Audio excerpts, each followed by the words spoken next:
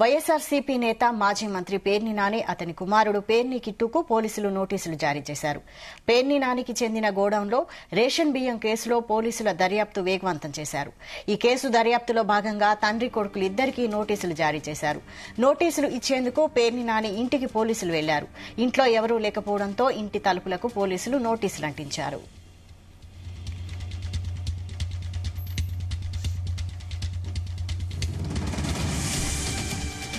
ఈ కేసులో నిందితులుగా పేర్ని నాని భార్య జయసుధ, ఆమె వ్యక్తిగత కార్యదర్శి మానస తేజ ఉన్నారు. కేసు దర్యాప్తునకు సహకరించాలని పోలీసులు నోటీసుల్లో కోరారు. మధ్యాహ్నం 2 గంటల్లోపు స్టేషన్కు వచ్చి వాస్తవ విషయాలు చెప్పాలని, అందుబాటులో ఉన్న రికార్డులు ఇవ్వాలని నోటీసుల్లో పోలీసులు పేర్కొన్నారు. మరోపక్క ఈ కేసులో నిందితులుగా నాని సతీమణి జయసుధ ఉన్నారు. పీఏ మానస తేజ కోసం గాలింపు చర్యలు వేగవంతం చేశారు. ప్రత్యేక బృందాలుగా ఏర్పడి పోలీసులు గాలింపు చర్యలు ముమ్మరం చేశారు. ఏటూ మానస తేజ కుటుంబ సభ్యులను స్టేషన్కు పిలిచి పోలీసులు విచారిస్తున్నారు.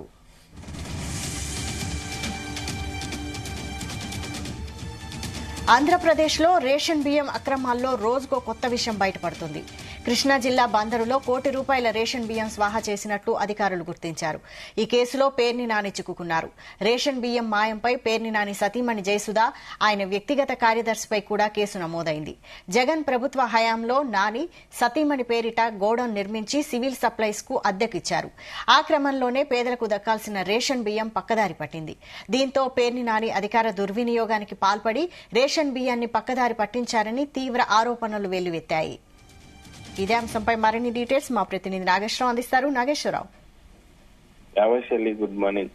ఆంధ్రప్రదేశ్ రాష్ట్రంలో ఏదైతే రేషన్ బియ్యానికి సంబంధించిన ఒక పెను తుఫాన్ అని చెప్పుకోవచ్చు. ఏదైతే ఆంధ్రప్రదేశ్ రాష్ట్ర ఉప ముఖ్యమంత్రి జనసేన పార్టీ అధినేత పవన్ కళ్యాణ్ కాకినాడకి సంబంధించిన ఆ పోర్టులోకి వెళ్లి ఆ సీజ్ ద షిప్ అనే షిప్ సీజ్ చేసిన రోజు దగ్గర నుంచి ఇప్పుడు కూడా ఆంధ్రప్రదేశ్ లో ఈ యొక్క రేషన్ బియ్యానికి సంబంధించి ఒక పెను తుఫాను జరుగుతుందని చెప్పుకోవచ్చు. అది ఆ తీరం దాటి మచిలీపట్నం దగ్గరకు వచ్చిందని చెప్పుకోవచ్చు. ప్రస్తుతం మచిలీపట్నానికి సంబంధించి రేషన్ బియ్యం అక్కడి నుంచి మాయమవటం పట్ల పెద్ద ఎత్తున కూడా ఆ రాష్ట్ర ప్రభుత్వం గాని, పోలీసులు గాని, రాష్ట్ర అధికారులు గాని దృష్టి మచిలీపట్నం మీద పెట్టారు.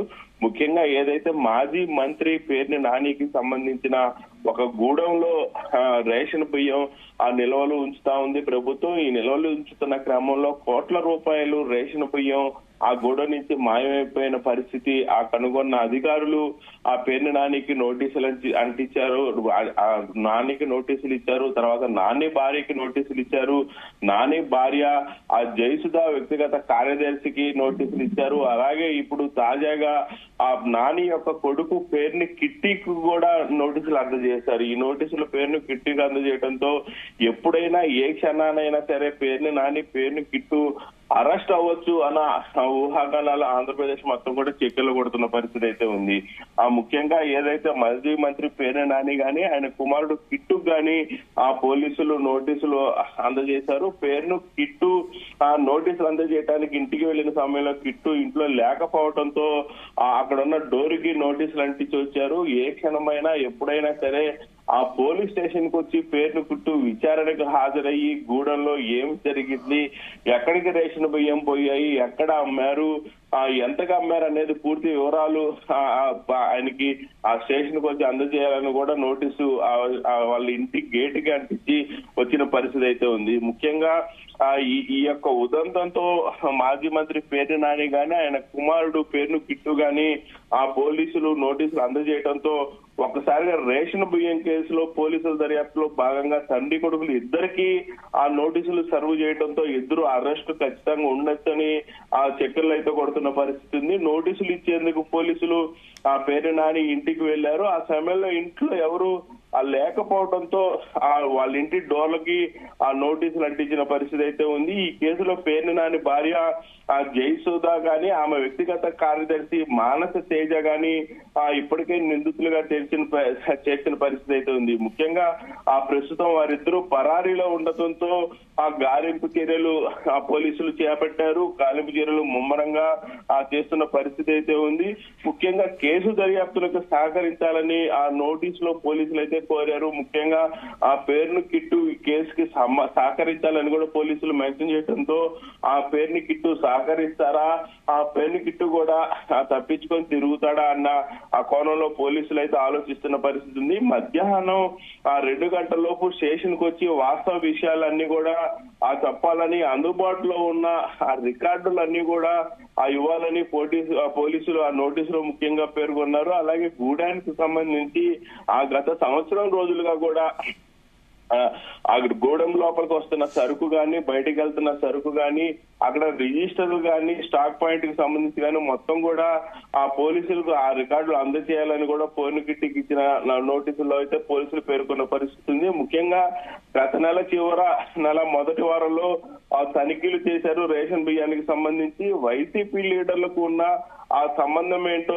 తెలియదు కానీ మొన్నటి వరకు కాకినాడ తీరాన్ని అయితే ఒక ఊపిన రేషన్ తుఫాను ప్రస్తుతం మచిలీపట్నానికి చేరిందని చెప్పుకోవచ్చు. వైసీపీ నేత మాజీ మంత్రి పేరున అని సతీమణి పేరుని జయసుధాపై కూడా ఇటీవల ఆ కేసు నమోదు చేశారు. ఆ సంగతి అందరికీ తెలిసిందే. అయితే ఈ నేపథ్యంలోనే కృష్ణా జిల్లా పౌర సరఫరాల కార్పొరేషన్ అసిస్టెంట్ మేనేజర్ కోటిరెడ్డి ఇచ్చిన ఫిర్యాదు మేరకు బందరు పోలీస్ స్టేషన్ లో ఈ యొక్క రేషన్ బియ్యం మాఫీ, ఆ రేషన్ బియ్యం మారిపోయింది, రేషన్ బియ్యం కనబడకుండా పోయిన దానిపై ఆ కోటిరెడ్డి ఇచ్చిన ఫిర్యాదు మేరకు ఆ బందరు పోలీసులు అయితే స్టేషన్ లో కేసు నమోదు చేసిన పరిస్థితి ఉంది. ముఖ్యంగా ఆ మచిలీపట్నం మండలం పొట్లపాలెంలో తన సతీమణి జయసుధ పేరుడట ఈ గౌడను నిర్వహించారు మంత్రి పేరునని.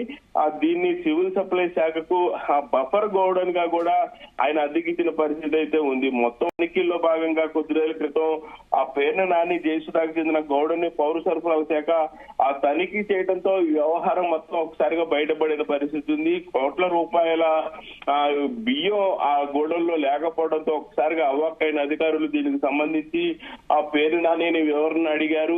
అలాగే పేరుని జయసుధాని ఆ వివరణ అడుగుదామని ఆమె కనపడకుండా పోయిన పరిస్థితి ఉంది. దీనికి సంబంధించి ఆ కలెక్టర్ ని పేరు నాని కలిసి ఇది ఎంత మిస్ అయింది, దానికి సంబంధించి ఆ డబ్బు కూడా తాను కడతానంటూ కూడా అధికారులకు చెప్పిన పరిస్థితి అయితే ఉంది. ఆ మొత్తానికి పేరుని నాని కుటుంబ సభ్యులందరూ కూడా కనపడకుండా పోయిన పరిస్థితి ఉంది. అయితే నేడు విచారణకు రమ్మన్న నేపథ్యంలో ఆయన విచారణకు వస్తారా, ఆ గోడానికి సంబంధించిన రికార్డులు మొత్తం కూడా అందించమన్నారు. అందించే పరిస్థితి ఉంటుందా అనేది అయితే చూడాల్సిన పరిస్థితి అయితే, ఎదురు చూడాల్సిన పరిస్థితి అయితే ఉంది Vaishali. Right, thank you Nageswararao.